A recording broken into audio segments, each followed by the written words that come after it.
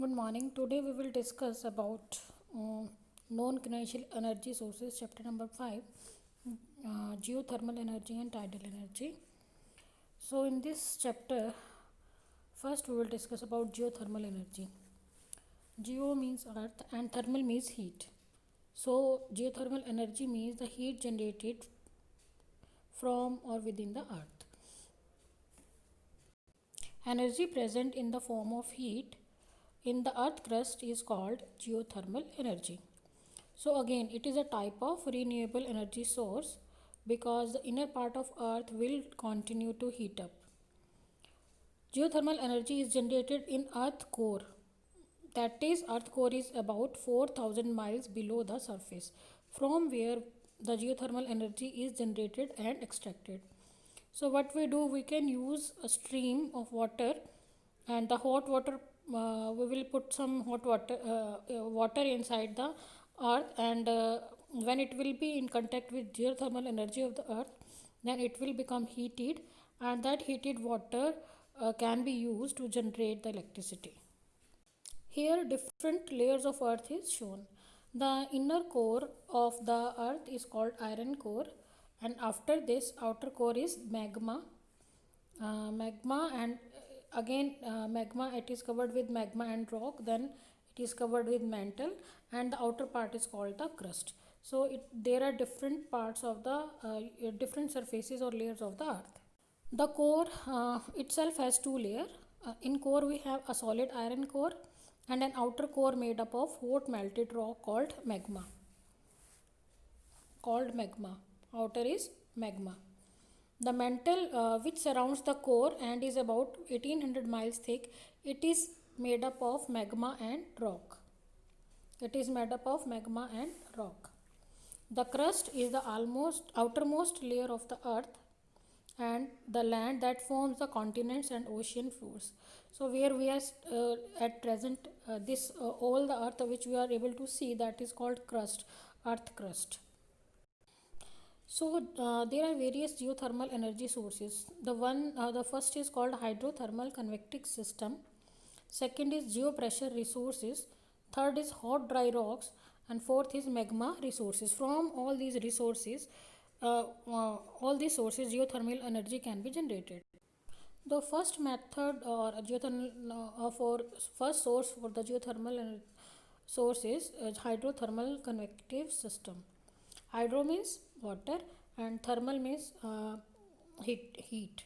So when through the system the water gets heated, and that heated water can be used for generation of electricity.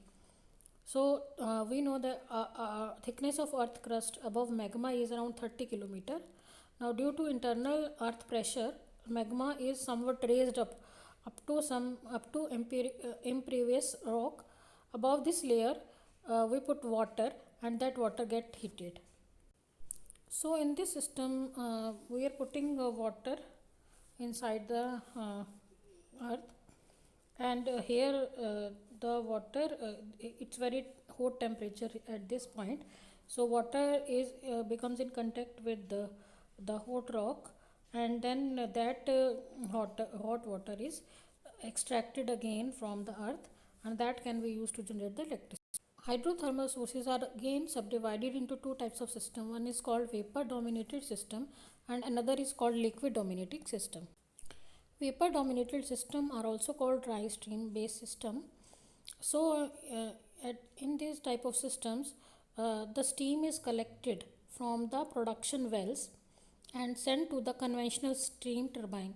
Before sending the stream to the turbine, the solid from the stream flow is extracted, and then the steam, after passing through turbine, condenses in the condenser, and again it is injected back to the earth.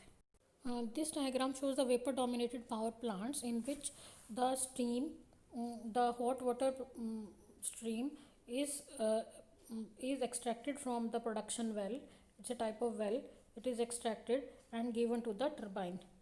And when turbine runs, it will generate electricity, and when this water will be cooled, it will again put into the earth again. So this type of method is called vapor dominated power plant system. The second source is geopressure system. In this type of reserve, brine completely saturated with the natural gas is stored under the pressure from the weight of overlaying rock.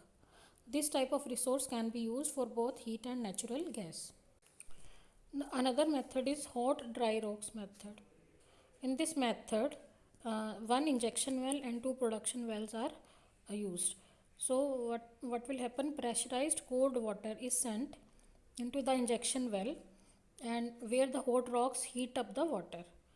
This pressurized water have the temperature greater than 300 degree 300 degree Fahrenheit is brought to the in contact with the surface, and it will boil some liquid like butane, and through which the steam then the steam will generate, and that will turn on the turbines. Then the cool water is again injected into the well. This type of system does not produce any type of emissions. It is eco-friendly, but this type of sources, use of these type of sources is very difficult to explore.